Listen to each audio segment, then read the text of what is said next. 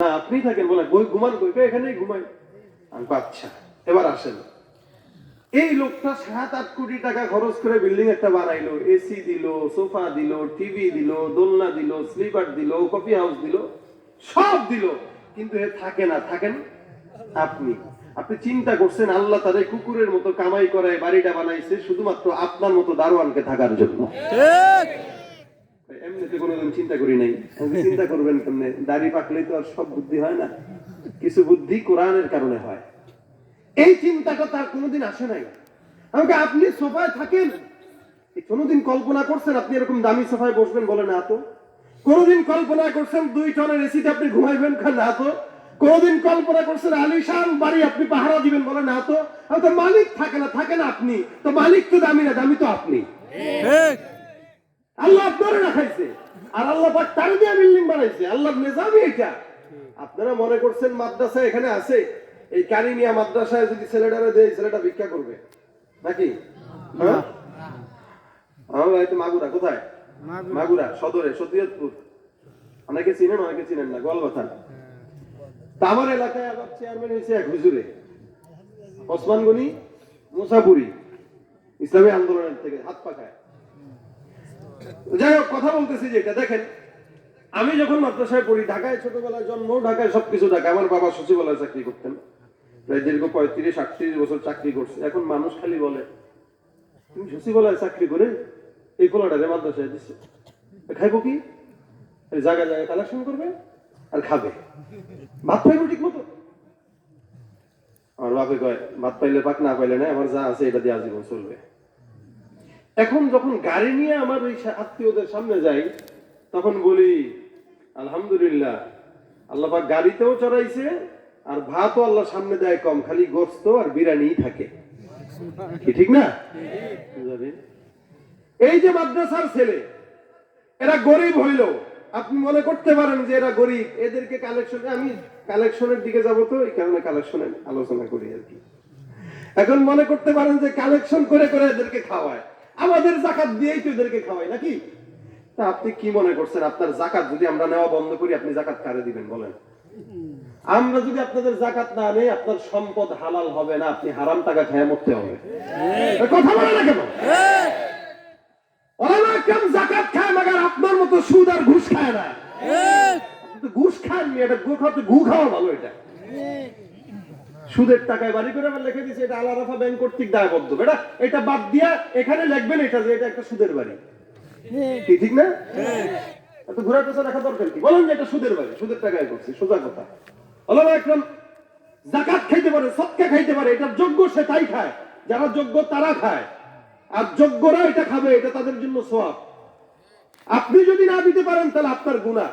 এখন আপনি চিন্তা করেন, আপনার জাকাত সদকা মাদ্রাসাওয়ালারা নিয়ে আপনাকে বড় ইহসান করতেছে, এদেরকে আরো ডাবল দেওয়া দরকার।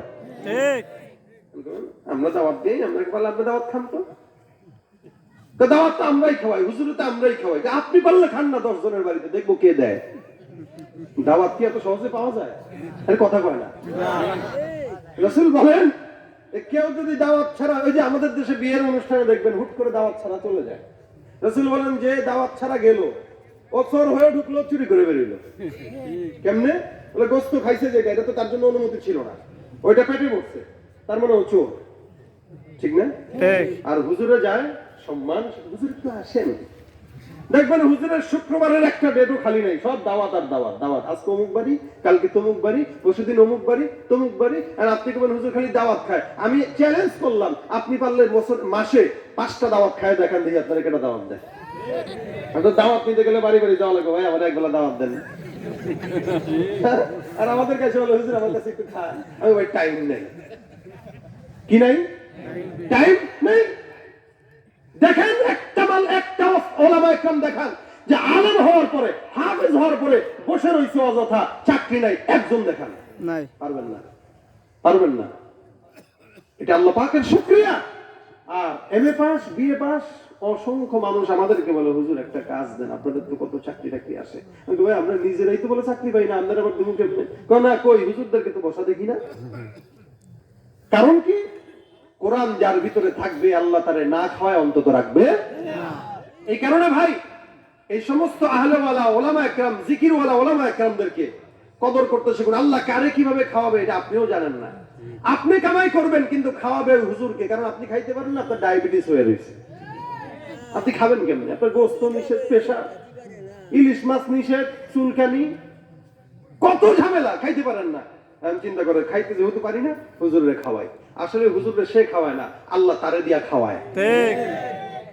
এই জন্য খাওয়ানোর মালিকও আল্লাহ, পরানোর মালিকও আল্লাহ। হুজুরদের গায়ে কাপড় আর কাপড়, আর বেটা 50,000 টাকা পায়, সিরা প্যান্ট করছে, সামনে পিছনে সব সিরা। যুবকদের প্যান্ট দেখছেন? আরে কথা কয় না। এলাকার মানুষ দেখলে সরল সোজা মানুষ তো মনে করবে মাস্টারফি তো খুব সুন্দর রাস্তা করে দিছে নড়াইলে, হ্যাঁ, তো মনে হয় এত সুন্দর রাস্তা করছে, হুন্ডা পায়া এমন টানা টানছে, সিল্ক খায় পরে মনে হয় হাঁটু ছিঁড়ে গেছে। আর চাষি কয় কি রে কনে করছিস? কি এত্তি করবো? কত পায়জামা ছিঁড়ে তো ধর তুই স্টাইল, সিরা বলে প্যান্ট বলে স্টাইল, তবু ফিরে দিলেও নিব না আমরা, ঠিক না? ফিরে দিলেও নিব না। তোমরা যে এই জিনিস পরে বাইরে যাও, ওই জিনিস আমরা ঘরে শোয়ার আগে করি, বুঝেন না? এটা হাফ প্যান্ট পরে বাইরে যায়, গেঞ্জি পরে বাইরে যায়, আমরা গেঞ্জি ঘুমানোর আগে পরি, বাইরে যাওয়া তো দূরের কথা। আর এরা এটাকে আধুনিকতা মনে করছে। ঢাকায় এক হোটেলে রেস্টুরেন্ট, বড় 5 স্টার রেস্টুরেন্ট, আমরা নাস্তা করতে যাচ্ছি কিছু মিটিং এর কাজে। তো আমাদের সাথে এক ছেলে ছিল, সে লুঙ্গি পরছে। Sir sir please sir don't হেলাও। কি স্যার প্লিজ ডোন্ট হেলাও মানে লুঙ্গি পরে কি হেলাও না? কেন? লুঙ্গি স্যার, স্যার লুঙ্গি আমাদের এখানে এলাও না। কি ধরনের কথা? আমরা 20 জন মানুষ হইতেছেন, এদিকে আমরা ফালাতে আসবো? স্যার বুঝতে পেরেছি আমরা এলাও না, মানে স্ত্রী আর কথাবার্তা বলে না, এলাও না। আচ্ছা, ম্যানেজারে বললাম ভাই এটা এলাও করতে হবে যে কোনো মূল্যে। বলে না লুঙ্গি স্যার তো আমাদের এখানে এলাও না। আচ্ছা, দাঁড়ায় রয়েছি অনুমতির অপেক্ষা। কিছুক্ষণ পরে একজন ভদ্রলোক ঢুকলো হাফ প্যান্ট করিয়া। কি করিয়া? এ পর্যন্ত হাঁটুর উপরে প্যান্ট, হাফ প্যান্ট পরে। আমরা লিফটের সামনে ওই কয়েকজন দাঁড়ানো, আর আমি ঈশার সামনে। তো মোটামুটি হাফ প্যান্ট পরে যখন সে ঢুকছে, এবার আমি ডাক দিয়ে বলছি এটা কি? জি স্যার, জি এটা কি? কি স্যার? আমাদের হাফ প্যান্ট পরছে। ও হাফ প্যান্ট এলাও, ল্যাংটা হইলে হ্যাঁ আসতে এলাও, আর লুঙ্গি পরে আসতে এলাও না, ফাইজদামি করেন। হ্যাঁ না ঢুকানে, হ্যাঁ ঢুকতে চল। এবার আগ করে টাকা দিয়েছে, হুজুর করলোটা কি এটা? ল্যাংটা হয়ে আসতেছে এইটা এলাও, হাফ প্যান্ট পরে আসছে এটা এলাও, আর সে লুঙ্গি পরে টাকনো পর্যন্ত ঢেকে আসছে এটা এলাও না। দেখেন গরু ছাগলের দাম আছে, বদ্ধ মানুষের দাম নাই। আগের মতো শান্তি তো আর এখন পাওয়া যায় না, মানুষ সব পাল্টে গেছে, পাল্টেনি তো জামানা। আছে না নাই? জামানা ঠিকই আছে, মানুষ সব পাল্টে গেছে, মানুষ সব পাল্টে গেছে, জামানা ঠিকই আছে, ঠিক না? চুলগুলো খাটো খাটো, প্যান্ট শার্ট আটো শাটো, সানগ্লাস চোখে তার যেন কোনো জমিদার, সুজোড়া পায়ে দিয়ে, কাঁধে এক ব্যাগ নিয়ে, ঠোঁটে দেয় লিপস্টিক, হাসে শুধু ফিক ফিক, ওদিকে গেলে দু চোখ মনে হয় ভদ্রলোক, কাছে গিয়ে দেখি হায় পুরুষ মানুষ না, মাশাআল্লাহ দাঁড়ায় আছে মিস জরিনা। আছে না নাই? ছেলে না মেয়ে দেখলে বোঝাও যায় না, গরু না ছাগল দেখলে বোঝা যায় না। চুলের কাটিং এমন ভাবে দেয়, দেখলে মনে হয় চিড়িয়াখানার দরজা খোলা, ও কোনো মতে বলে আসছে। কোন জামানায় আসলাম? ভদ্র মানুষের দাম নাই। যা বয়ান আর করতামই না। যুবকরা এরপরেও ওগুলাই করবে, এরপরেও সিরা প্যান্টি করবে, তাও কত টাকা দিয়া? 3,000 টাকা দিয়া।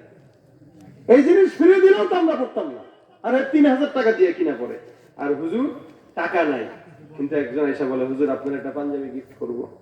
কয় গজ? বলে 4 গজ।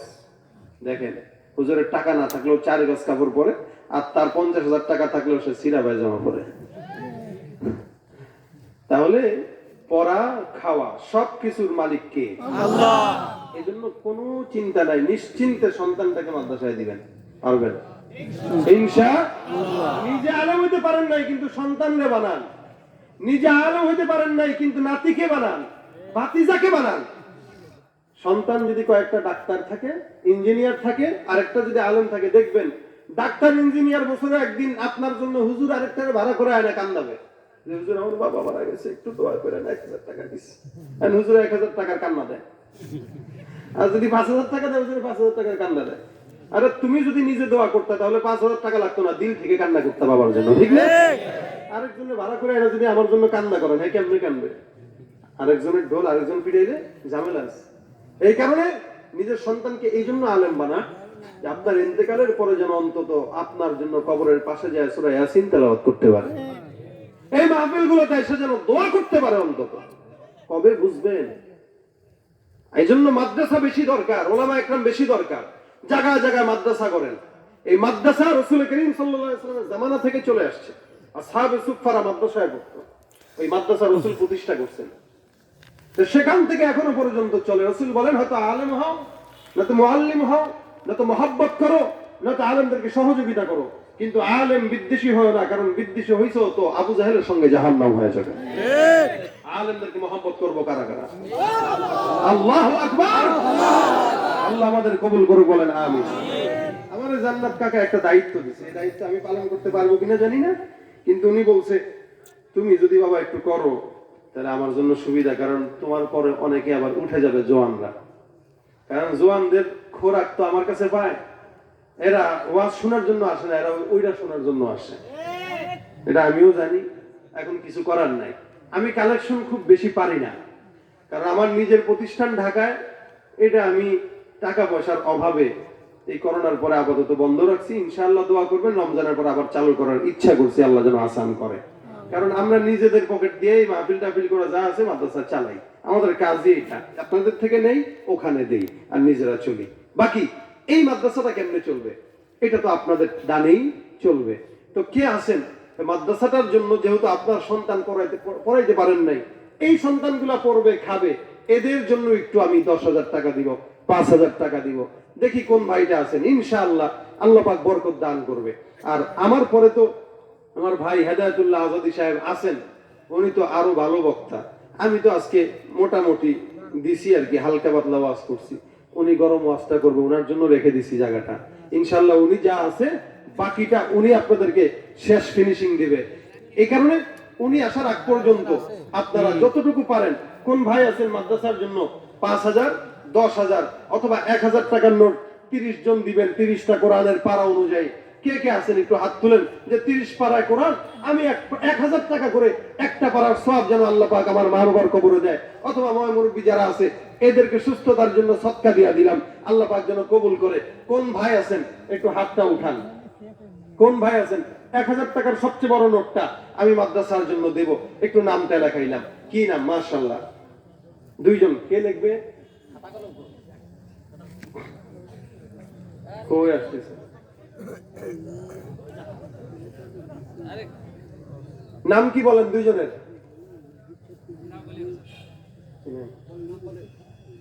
হ্যাঁ, একটু জোরে বলেন ভাই। নাম বলতে অনিচ্ছুক এক ভাই 1,000 টাকা, আলহামদুলিল্লাহ।